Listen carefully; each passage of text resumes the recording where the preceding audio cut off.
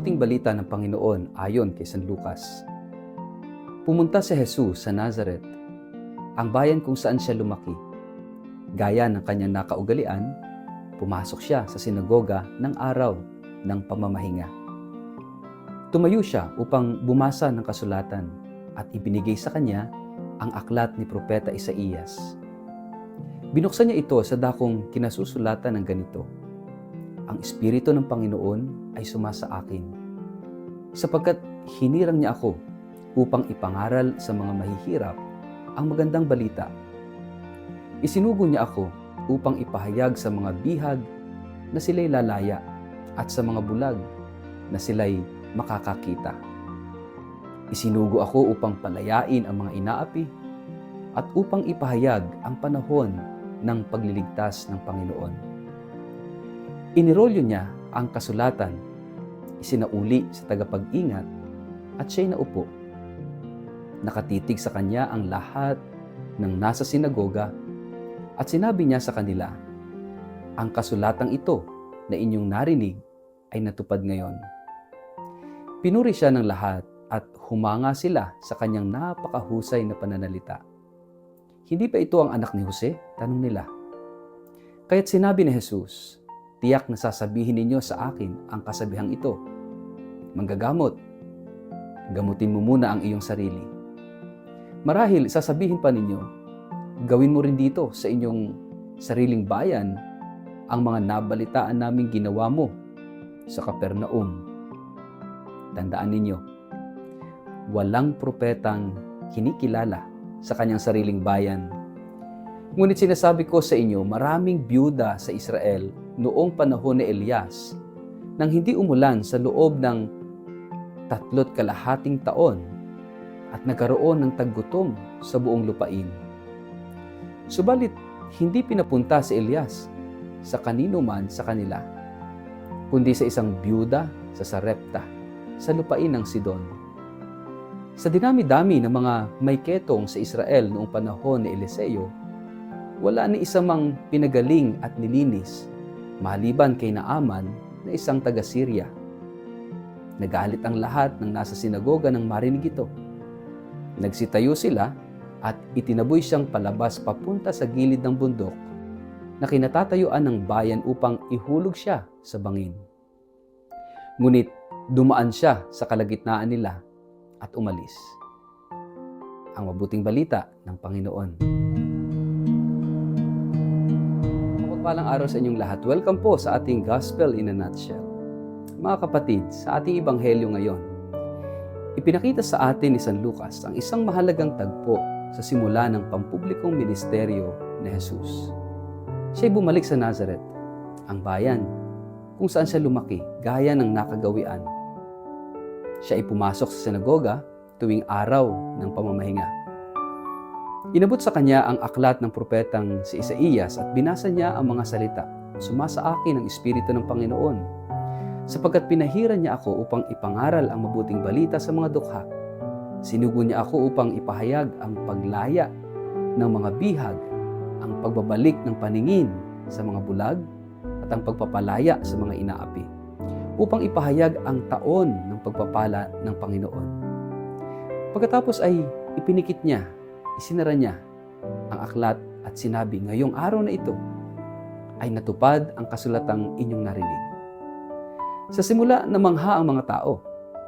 Sila'y nagalak at humanga sa mga salita niya. Ngunit nang siya'y magsimulang magsabi ng mahirap tanggapin na ang biyaya ng Diyos ay hindi lamang para sa kanila, kundi para sa lahat, pati mga taga-ibang bayan, ang paghanga ay napalitan ng galit. Umabot sa puntong itinaboy siya palabas at muntik niyang itulak sa bangin. Mga kapatid, ito'y larawan ng ating sariling karanasan. Madali tayong humanga sa Diyos kapag ang kanyang salita ay nakakaaliw. Ngunit mahirap kapag ito'y humahamon at nagbubunyag ng ating kahinaan. Ang mga kababayan ni Jesus ay natuwa sa kanyang pagbasa ng propesiya. Ngunit nang ipinaalala niya na ang awa ng Diyos ay para sa lahat, bigla silang nasaktan. Sila'y nagalit, sapagkat inakala nilang sila lamang ang dapat pagbigyan ng Diyos Sa halip na magbukas ng puso, pinili nilang ipagtulakan siya.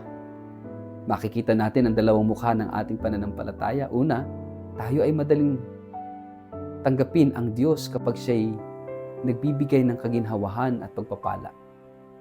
Ngunit ikalawa, mahirap tanggapin ng Diyos kapag siya'y humihiling ng pagbabago at kababaang loob. Kapag ang Ebanghelyo ay nagsasabing magpatawad, umunawa at iwan ang maling gawi, madalas tumitigas ang ating puso, gaya ng mga taga Nazareth. Madaling maging sarado kapag ang Diyos ay lumalampas sa ating inaasahan. Ang pagtanggi ng mga kababayan ni Jesus ay nagpapakita rin ng ating sariling saloobin sa kapwa.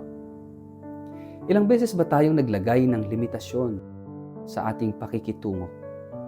Sinasabi natin, mabuti ako sa kanila pero hindi sa mga taong ito. Madali tayong magmahal sa mga katulad natin, sa mga kaibigan natin, ngunit mahirap sa mga naiiba o sa mga kinamumuhian natin. Ngunit ang Diyos ay hindi pumipili. Ang kanyang awa ay para sa lahat. Dukha man o makasalanan, banyaga man o hindi, ang ating pagiging alagad ni Kristo ay nasusukat hindi sa pagmamahal, sa madaling mahalin, kundi sa pagtanggap, sa mahirap tanggapin. Mga kapatid, ang paanyaya ng Ebanghelyo ay malinaw. Una, yakapin natin ang kabuuan ng mabuting balita. Hindi lamang ang nakaaliw, kundi lalo na ang mga humahamon. Ang salita ng Diyos ay parang espada, minsan masakit, ngunit ito'y nagpapagaling. Ikalawa, huwag tayong maglagay ng hangganan sa awa ng Diyos. Tulad ng ginawa ni Jesus, tayo rin ay tinatawagan na magdala ng mabuting balita sa lahat, sa dukha, sa api, at mga taong madalas itinataboy ng lipunan. Ikatlo, maging handa tayong tanggihan dahil sa ating paninindigan. Hindi madaling sundin ang Ebanghelyo, ngunit ang pagiging tapat sa katotohanan ay palaging mas mahalaga kaysa sa pagtanggap ng tao. Kung susuriin natin, si Jesus mismo ay naging larawan ng taong tinanggihan sa sarili niyang bayan. Ngunit hindi siya tumigil sa kanyang misyon. Ipinakita niya na ang tunay na propeta ay hindi naghahanap ng palakpak kundi naninindigan sa kalooban ng Diyos. Kung tayo ay tunay na alagad, kailangan din nating tanggapin ang parehong hamon na maaaring hindi tayo maintindihan, maaaring pagtawanan, maaaring itaboy. Ngunit kung nananatili tayo sa katotohanan, tayo ay kasama ni Kristo sa kanyang misyon ng pagliligtas. Mga kapatid, sa ating panahon, marami ring tinig ng mga propeta na sinusubukang ipaalala sa atin ang katotohanan. Sila'y maaaring mga pari, leader, kaibigan o mismong ating konsensya. Ngunit ang tanong, pinakikinggan ba natin sila? O itinutulak natin palayo dahil masakit pakinggan ang kanilang sinasabi? Sa huli, ang kwento ng Ebanghelyo ay paanyaya na tanungin ang ating sarili. Handa ba tayong tanggapin si Jesus ng buo? Kasama ang kanyang hamon at paanyaya sa pagbabago? O tayo rin ba ay tulad ng mga kababayan niya sa Nazareth? Handang pakinggan siya hanggat komportable. Ngunit itinataboy kapag siya'y humahamon. Ang ating pananampalataya ay tunay na sinusubok hindi sa oras ng aliw, kundi sa oras ng pagsubok. Pagnilayan natin sa ating buhay, may mga bahagi ba ng Ebanghelyo na tinatanggap natin ng bukal ang loob, ngunit may mga bahagi rin ba na itinataboy natin dahil ito'y humahamon sa atin ng pagbabago? Sa ngalan ng Ama at ng Anak at ng Espiritu Santo. Amen.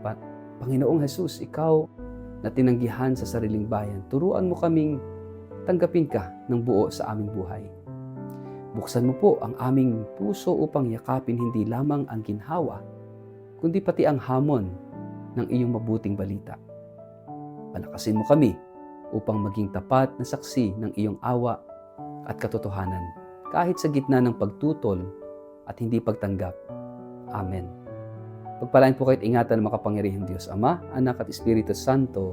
Amen.